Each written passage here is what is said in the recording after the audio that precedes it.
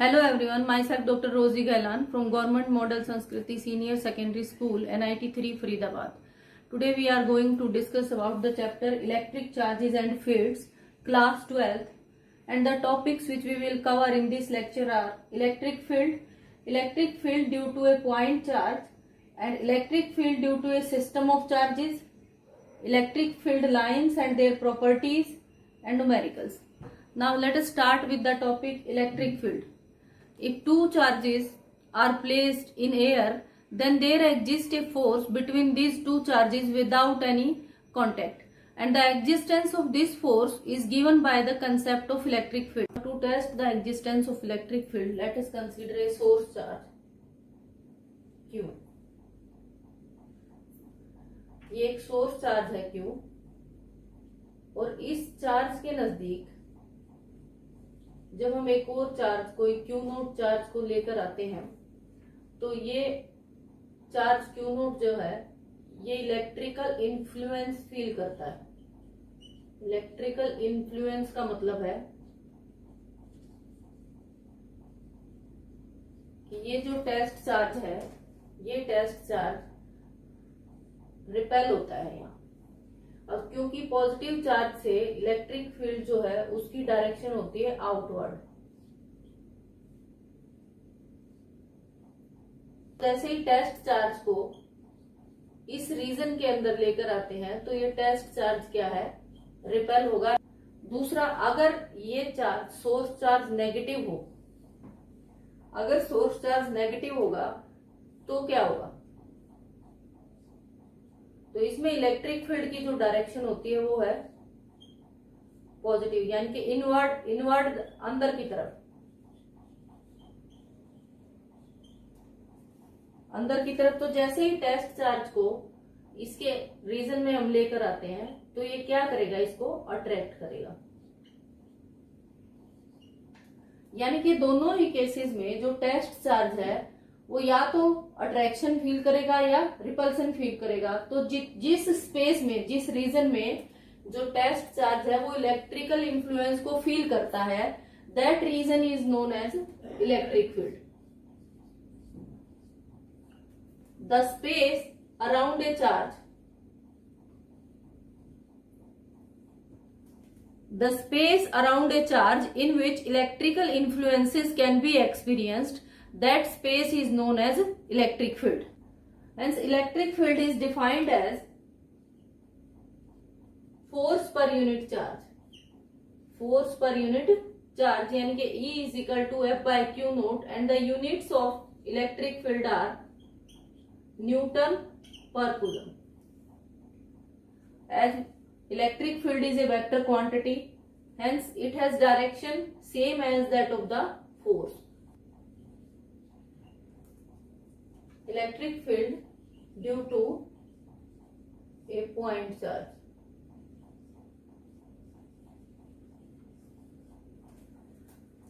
Let us consider a source charge Q placed at a point O and another charge Q naught, test charge, is placed at a point P at a distance R from this charge Q. एक Q note charge है वो R distance के ऊपर है source charge से, और हमें electric field find out करना है due to the charge Q at point O। Q charge की वजह से पॉइंट O के ऊपर जो इलेक्ट्रिक फील्ड प्रोड्यूस होता है, वो इलेक्ट्रिक फील्ड प्रोड्यूस करने के लिए हमने पॉइंट P के ऊपर एक टेस्ट चार्ज को रख दिया।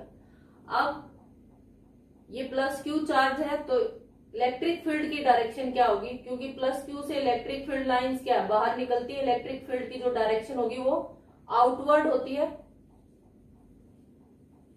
इलेक्ट्रिक फील्ड आउटवर्ड डायरेक्शन में होता है, तो इसलिए जो ये Q नोट चार्ज है ये क्या होगा, रिपेल होगा, यानी कि इलेक्ट्रिक फील्ड की भी जो डायरेक्शन होगी वो क्या होगी, ये होगी। अब according to Coulomb's law, Coulomb's law क्या कहता है, if Q and Q naught be the two charges separated by a distance R, then the magnitude of the force F is given by 1 by 4 pi epsilon naught Q naught divided by R square. And as the definition of electric field E is equal to F by Q naught, hence we can say that electric field is equal to 1 by 4 pi epsilon naught Q divided by R square. This is the formula for electric field. Now, if this charge Q is positive, E is directed away from Q. अगर ये O point के ऊपर जो charge है ये positive है तो electric field की डायरेक्शन क्या है? Away from the charge. और अगर ये चार्ज नेगेटिव हो तो उस केस में इलेक्ट्रिक फील्ड की डायरेक्शन क्या होगी? टुवर्ड द चार्ज माइनस की. ये डायरेक्शन होगी इलेक्ट्रिक फील्ड की. ठीक है. अब इसमें according to this formula electric field E is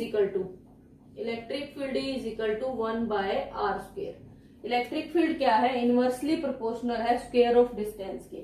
तो अगर हम ये एक सोर्स चार्ज है, इस चार्ज से इक्वल डिस्टेंस के ऊपर कुछ पॉइंट्स ड्रॉ करें और उन सारे के सारे पॉइंट्स को अगर हम मिला दें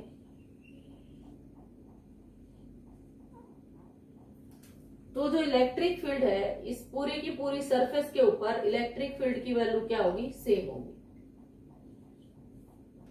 electric field is same at all points equidistance from the source charge Q. And this kind of electric field is known as spherically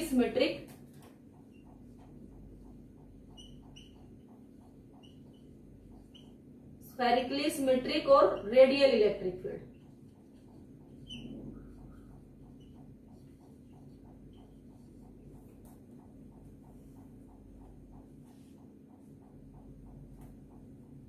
अगर हमें इलेक्ट्रिक फील्ड को वेक्टर फॉर्म में लिखना है तो हम क्या करेंगे? Electric field E is equal to 1 by 4 pi epsilon naught Q divided by R square into R unit vector.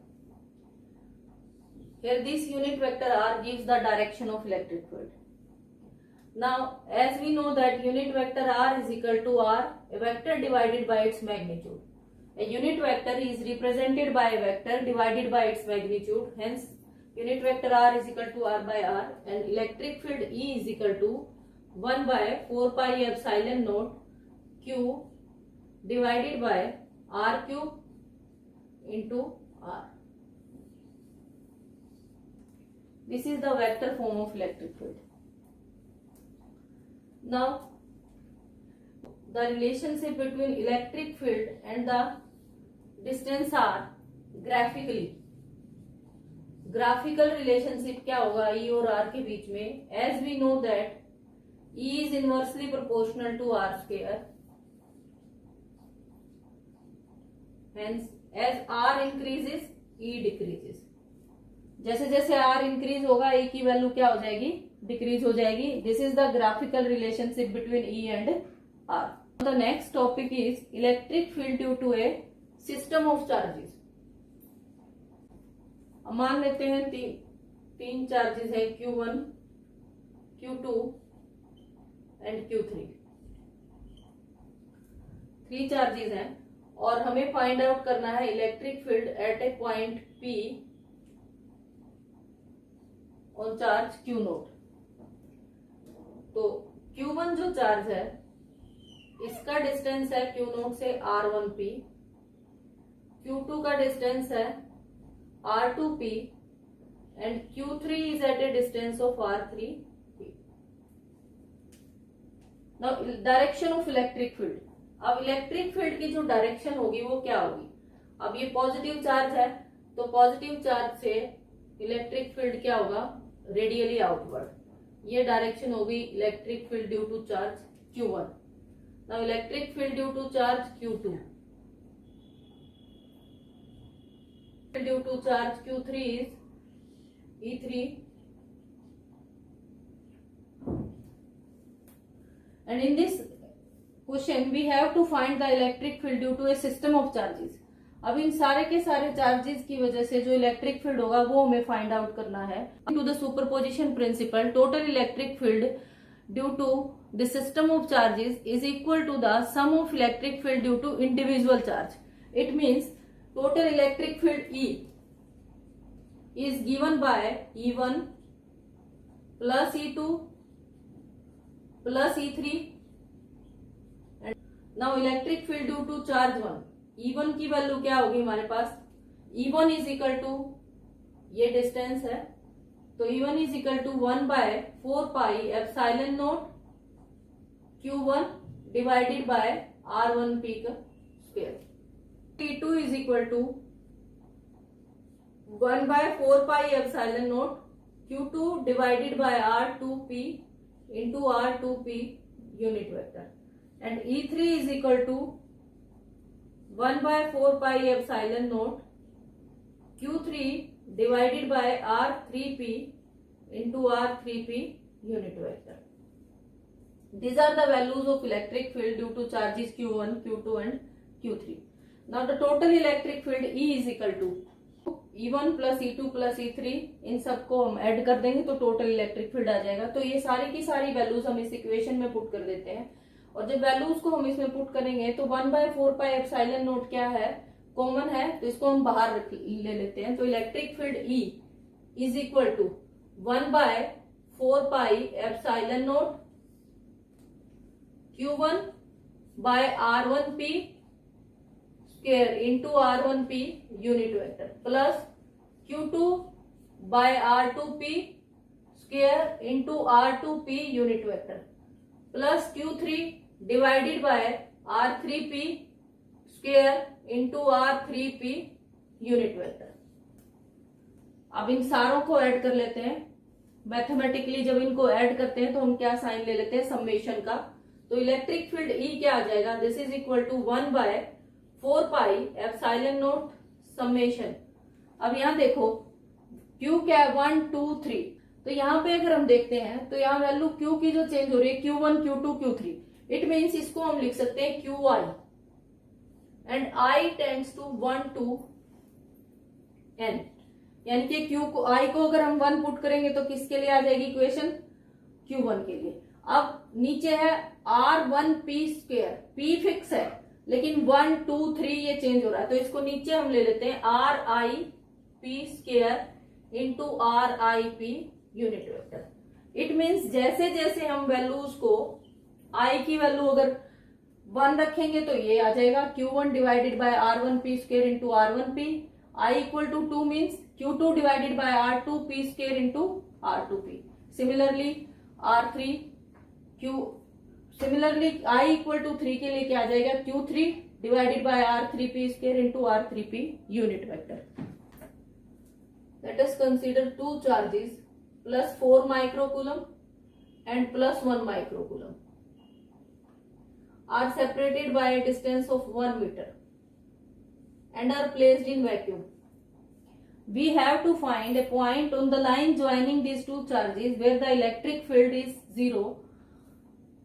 It means हमें इन दोनों चार्जेस को ज्वाइन करने वाली इस लाइन के ऊपर एक पॉइंट फाइंड आउट करना है जहां पे नेट इलेक्ट्रिक फील्ड क्या है, 0।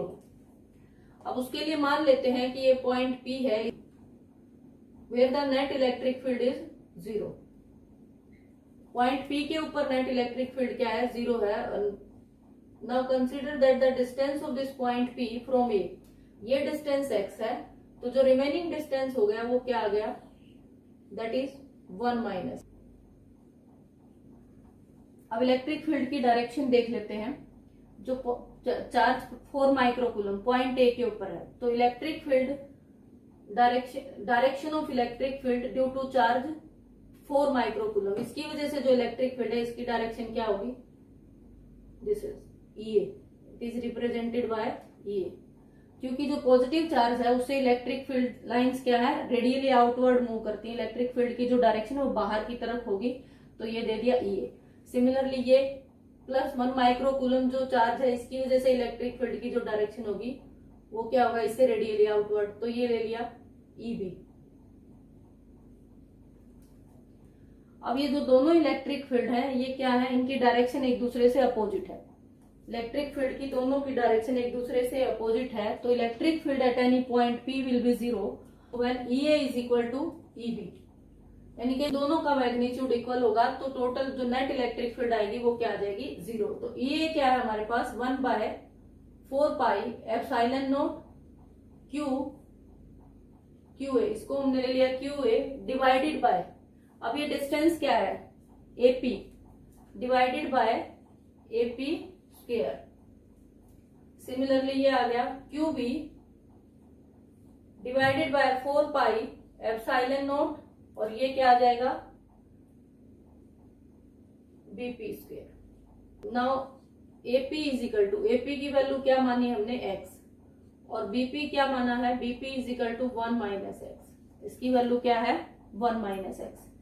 तो ये दोनों डिस्टेंस हम यहाँ पुट कर देते हैं इस इक्वेशन में। तो ये आ गया हमारे पास QA की वैल्यू क्या है, QA is equal to +4 microcoulomb and QB is equal to +1 microcoulomb. इसको कूलम में कन्वर्ट कर लेते हैं, तो ये आ गया QA is equal to 4 into 10 की पावर -6 कूलम एंड 1 इंटू 10 की power -6 coulomb.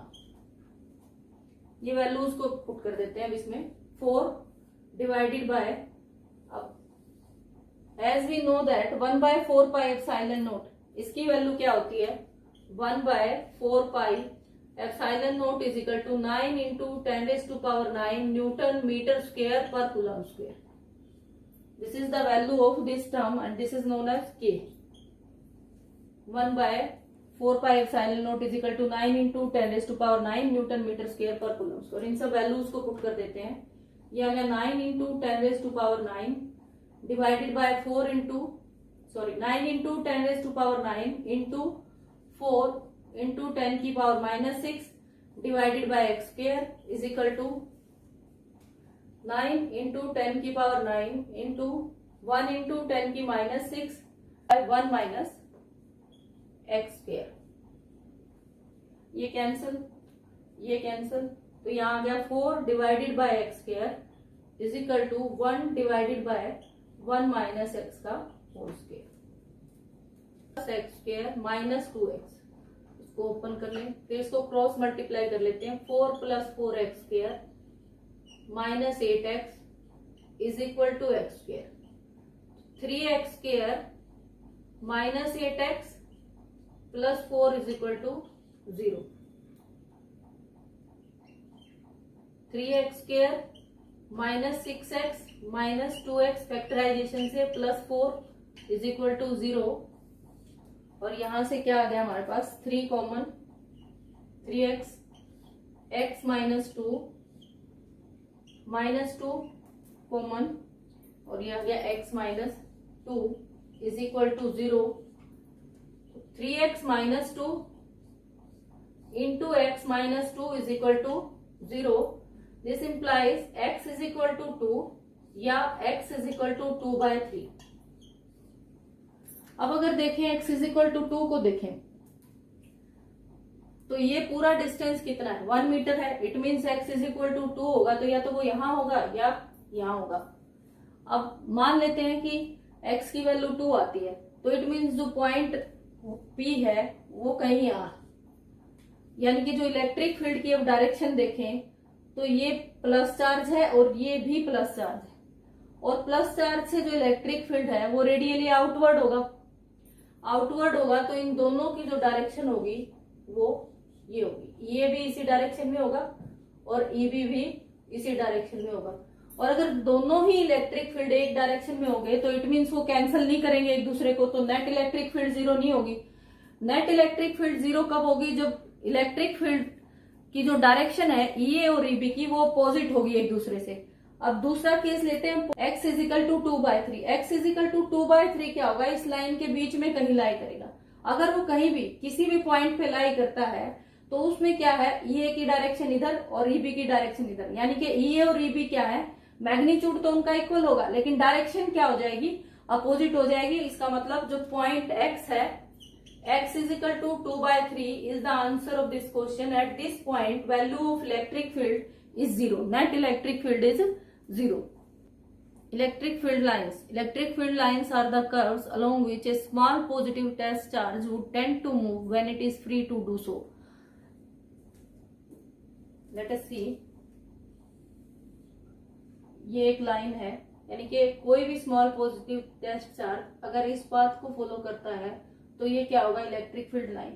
And the direction of electric field on an electric field line is given bye, जो इलेक्ट्रिक फील्ड है उसकी डायरेक्शन किसी इलेक्ट्रिक फील्ड लाइन पे वो हमें कैसे पता चलेगी. The direction of electric field is given by the tangent drawn at that point. For example, ये पॉइंट P है, ये पॉइंट Q है और ये point R, and we want to find the direction of electric field at point P, Q and R. Then we have to draw a tangent.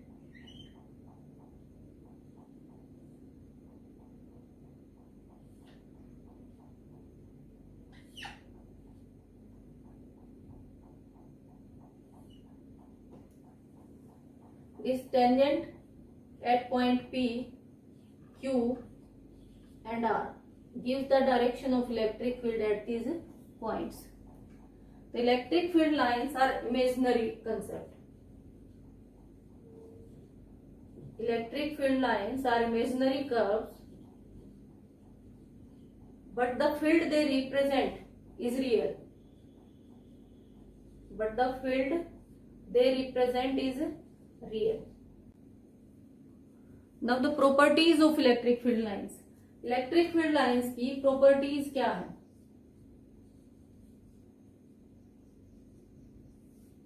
Properties of electric field lines. Electric field lines starts या originates from positive charge,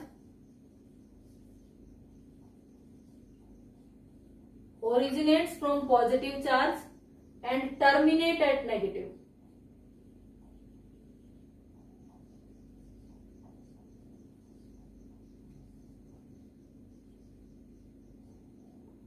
ये positive charge से originate होती है मतलब निकलती हैं, और negative charge पे टर्मिनेट होती है मतलब एंड होती हैं.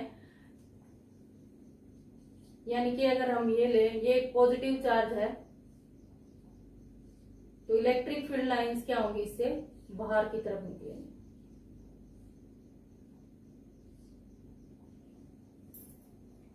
और नेगेटिव चार्ज में टर्मिनेट होने का मतलब है कि जो इलेक्ट्रिक फील्ड लाइंस होंगी नेगेटिव चार्ज के अंदर चली जाएंगी.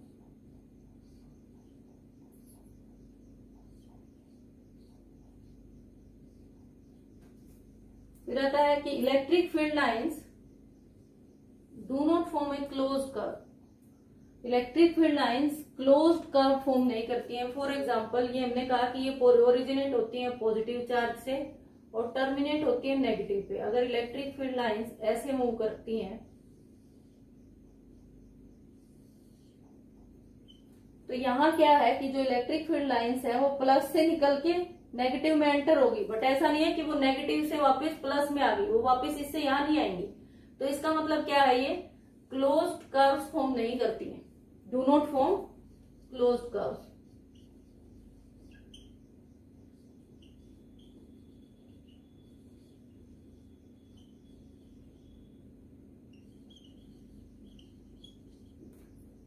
नेक्स्ट है electric field lines do not terminate in space.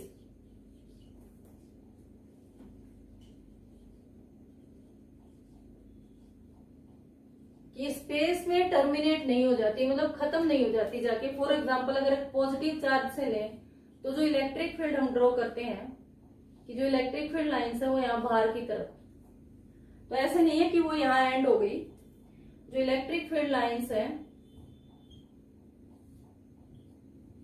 वो एंड नहीं होंगी, वो आगे ऐसे हैं, लेकिन उनकी स्ट्रेंथ क्या हो जाती है, कम होती चली जाती है. तो इलेक्ट्रिक फील्ड लाइंस स्पेस में टर्मिनेट नहीं होती.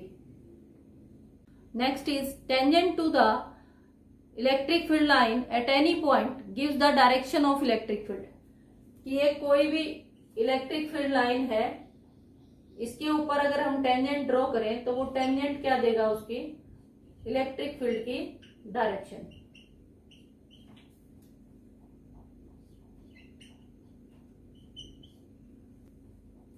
the fifth point is no two electric lines can intersect each other.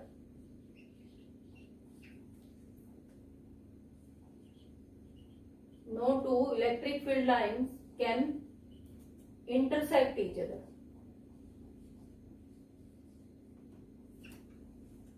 कोई भी दो इलेक्ट्रिक फील्ड लाइन एक दूसरे को इंटरसेक्ट नहीं कर सकती. फॉर एग्जाम्पल ये दो इलेक्ट्रिक फील्ड लाइंस हैं और ये एक दूसरे को इंटरसेक्ट करती हैं.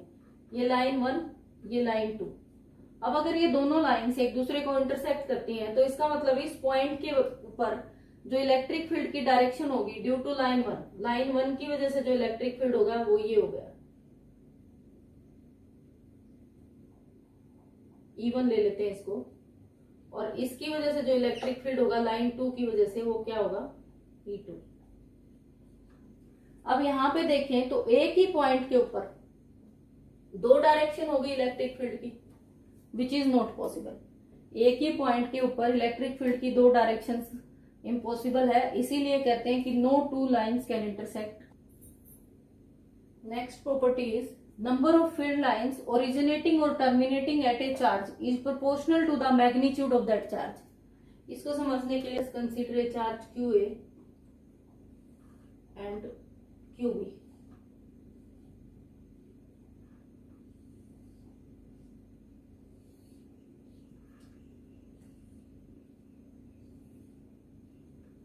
अब ये दो चार्जेस हैं QA और QB.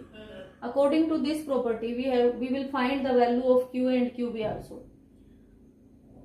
In this property, number of field lines originating or terminating at a charge is proportional to the magnitude of that charge.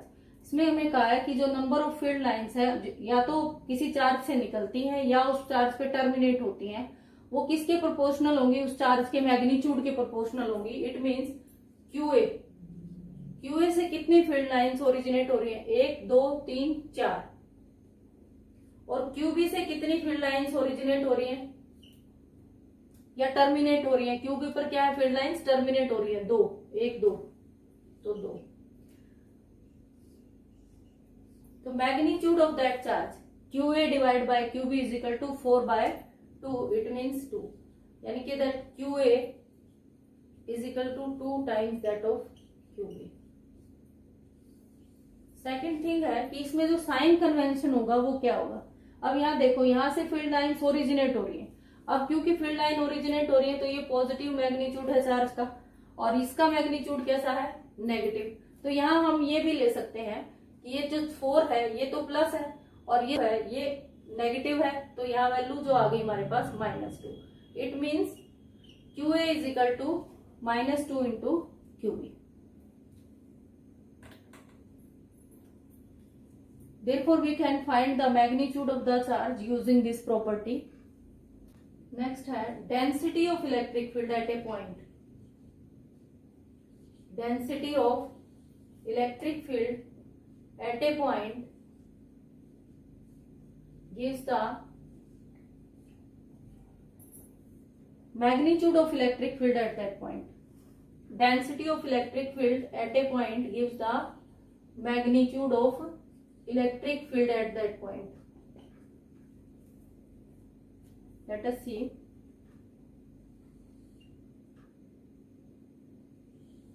ये फील्ड लाइंस है.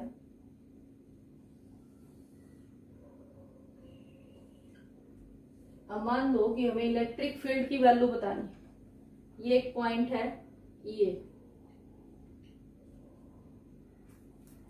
है EB, और यहां ले लिया EC. तो किस पॉइंट के ऊपर जो इलेक्ट्रिक फील्ड है उसकी वैल्यू ज्यादा होगी. अब यहां देखें, according to this property density of electric field at a point gives the magnitude of electric field at that point. It means जहां भी electric field lines closely spaced होंगी वहां पे वो ज्यादा डेंस है, और ज्यादा डेंस है तो वो क्या, मैग्नीट्यूड भी इलेक्ट्रिक फील्ड का वहां ज्यादा होगा. यानी यहाँ क्लोजली स्पेस्ड है तो ये इलेक्ट्रिक फील्ड की वैल्यू यहाँ ज्यादा होगी. फिर EC के ऊपर इससे थोड़ा ज्यादा स्पेस है तो उसके बाद EC फिर EB. तो इसका जो वेरिएशन होगा इलेक्ट्रिक फील्ड का वो हम लिख सकते हैं magnitude of electric field eight EA is greater than the magnitude of electric field eight EB. EC, and this is greater than the magnitude of electric field at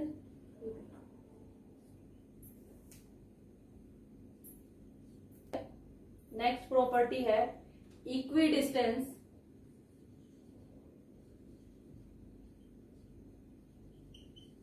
and parallel field lines represents uniform field. Means अगर uniform field को represent करना है तो lines कैसी होंगी, equidistance हो और parallel हो एक दूसरे के। तो this kind of lines represent the uniform electric field. Now electric field lines for different charge systems.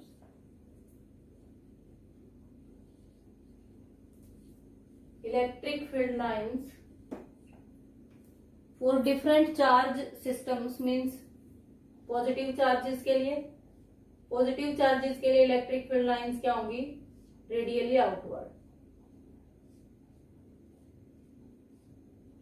दूसरा है फॉर नेगेटिव चार्ज, नेगेटिव के लिए इलेक्ट्रिक फील्ड लाइंस क्या होंगी, radially inward.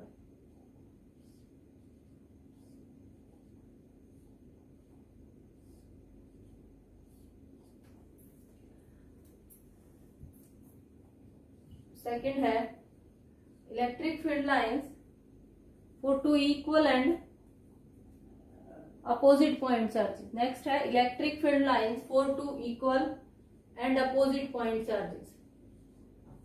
Equal and opposite. अब एक प्लस चार्ज है और एक माइनस, इन दोनों के बीच में इलेक्ट्रिक फील्ड लाइंस क्या होंगी, plus Q and minus Q. अब यहां से ये, अब इसके ऊपर यहां से इलेक्ट्रिक फील्ड निकला, पॉजिटिव से निकलेगा नेगेटिव में टर्मिनेट, पॉजिटिव से निकलेगा नेगेटिव में चली जाएंगी लाइंस। सिमिलरली पॉजिटिव से बाहर,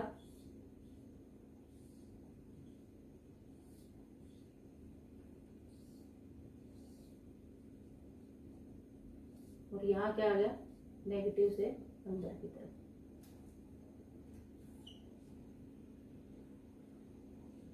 नेगेटिव चार्ज से इनवर्ड एंड पॉजिटिव से आउटवर्ड।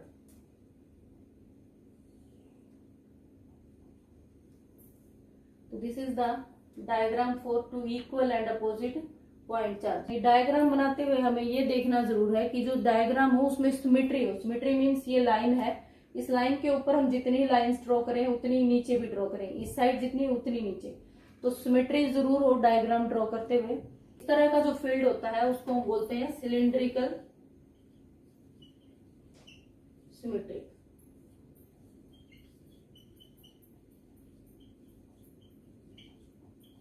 नेक्स्ट है electric field due to two equal electric field lines due to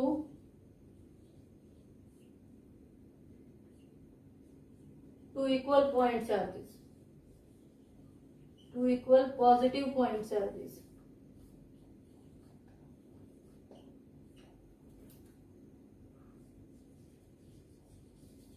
अब दोनों पॉजिटिव पॉइंट चार्जेस होंगे तो इलेक्ट्रिक फील्ड लाइंस कैसी होंगी, ये पॉजिटिव चार्ज है, ये भी पॉजिटिव चार्ज है। तो इलेक्ट्रिक फील्ड लाइंस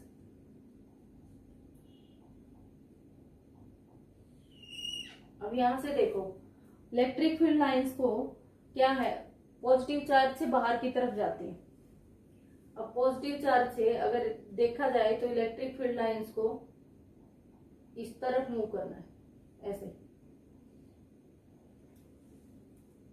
अब क्योंकि यहां भी क्या है, पॉजिटिव है, तो यहां से भी इलेक्ट्रिक फील्ड लाइंस को ऐसे आना है। अब ये जो फील्ड लाइंस है ये एक दूसरे को रिपेल करेंगी तो ये क्या होगा, यहां से बेंड होगी। सिमिलरली यहां से भी जो इलेक्ट्रिक फील्ड लाइन होगी वो ऐसे हो जाएंगी।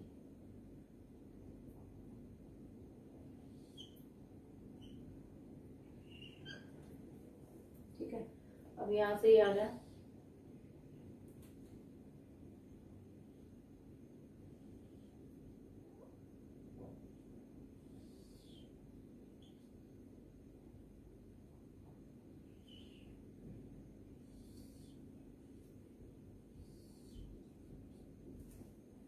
यहाँ से तो फील्ड लाइंस फिर क्या है, ऐसे जाएंगी जाएंगी, यहाँ से भी बाहर की तरफ।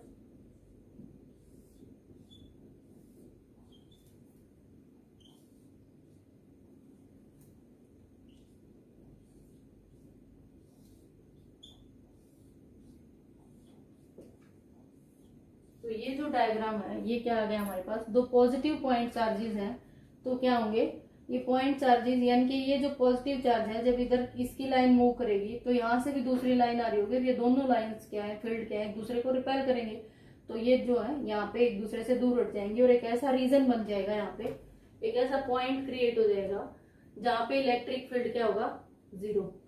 और इस पॉइंट को हम बोलते हैं neutral point.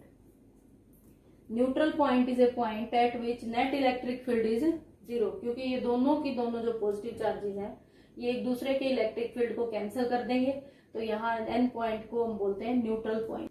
And neutral point may be defined as the point through which no electric field lines passes, जिस पॉइंट के थ्रू कोई भी इलेक्ट्रिक फील्ड लाइन पास नहीं कर सकती।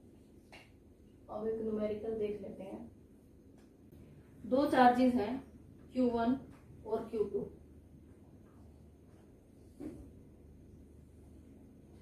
अब इसमें जो फील्ड लाइंस हैं वो ऐसे हैं, ठीक है। तो हमें बताना है कि जो 4 ऑप्शंस हैं, Q1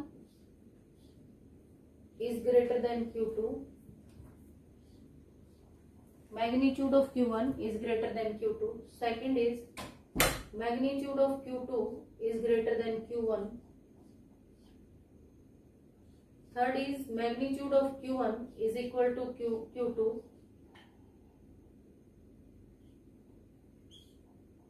and the fourth option is none of these, इनमें से कोई भी नहीं।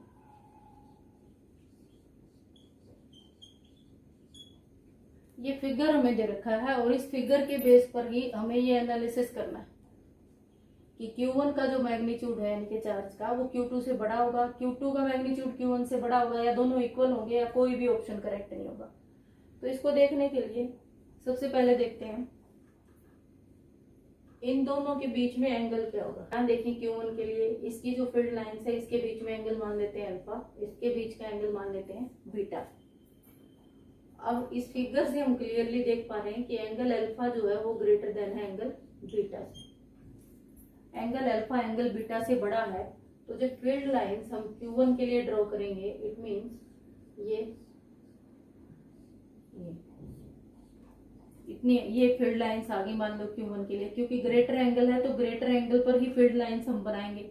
इस पे एक यहाँ फिर यहाँ फिर यहाँ, उतना ही हमने डिस्टेंस ले लिया। फिर Q2 के लिए देखते हैं।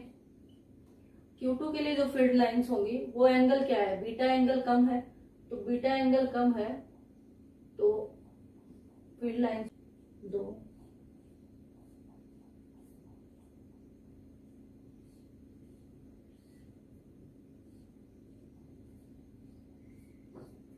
यानी कि अगर एंगल देखें, ये देखो ये एंगल बड़ा है अल्फा और ये एंगल छोटा है। तो अब हमने देखा कि एंगल बड़ा होने से कि यहाँ जो फील्ड लाइंस है सिमेट्री के हिसाब से हम देखें तो यहाँ एक फील्ड लाइन ऊपर बनी है तो एक नीचे बनी, तो अगली फील्ड लाइन उतने ही डिस्टेंस पे उतने ही एंगल पे फिर बनेगी। तो यहाँ देखें यहाँ पे जो फील्ड लाइंस है वो ज्यादा बनेंगी क्योंकि एंगल कम है। यहाँ बीटा के लिए एंगल कम है तो number of field lines for angle beta is more than that of the number of field lines for angle alpha. And as we learn in a property, जो number of field lines originate और terminate होती है किसी charge से वो directly proportional होंगी उसके magnitude से। तो जो Q1 का मैग्नीट्यूड होगा वो क्या होगा, लेस देन होगा Q2 के मैग्नीट्यूड से, क्योंकि Q2 से जो फील्ड लाइंस है वो ज्यादा टर्मिनेट हो रही है। क्योंकि हम बात सिर्फ मैग्नीट्यूड की कर रहे हैं, दैट मीन्स जो मैग्नीट्यूड है Q2 का वो क्या होगा, ग्रेटर देन होगा Q1 से। Now this is all about the electric field due to a point charge and electric field lines and their properties. ये बहुत ही इंपॉर्टेंट कंसेप्ट्स हैं, इनकी अच्छे से प्रैक्टिस करें। Have a good day.